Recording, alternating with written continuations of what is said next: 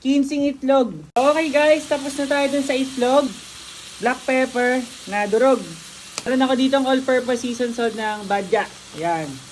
Mga 15, 1, 2, 3, 4, 5, 6, 7, 8, 9, 10, 11, 12, 13, 14, 15. Pa to, hindi mawawala ang ating suka. Splash lang. Yo, kulang ng toyo. Yan. Splash lang din, ganoon. Muscovado sugar na ganyang kadami. Yun lang. Hahaluin lang natin yan. Tapos, hihintayin natin siyang maluto talaga mamaya. Kailangan maubos yung moisture. Depende kung nakuha natin baka is mataba.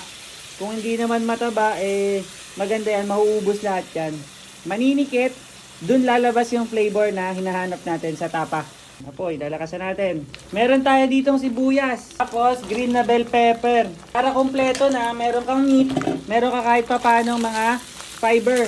Yan. Gaganda yan. Tapos, ito siya sa Shopee Altar Tufo, parang truffle oil. Hindi na siya ganun kadilaw kasi hinaluan ko na siya ng coconut oil. Yan. Mas maganda po ito, coconut oil. Yan. Yun. Kailangan natin na ready. Parang sisig na. Yan. Tapos magluluto pa ako mamaya ng sinigang. Ang final ingredient, ang ating sea salt. Yun lang, ganun lang. Makikita nyo naman para lumabas sa Asian restaurant. Yung kanin namin lamig lang para mas mababa yung calories.